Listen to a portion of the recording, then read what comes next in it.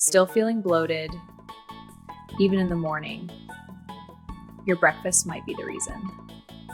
Many quick meals are low in fiber and high in sugar. This gives quick energy, but it doesn't last. You feel heavy and uncomfortable again.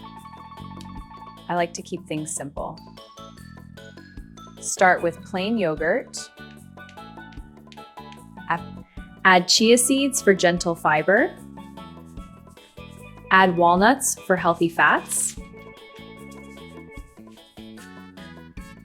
Fresh blueberries for natural sweetness. And a pinch of turmeric to finish.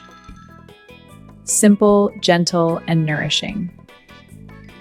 This supports your digestion and helps you feel more steady.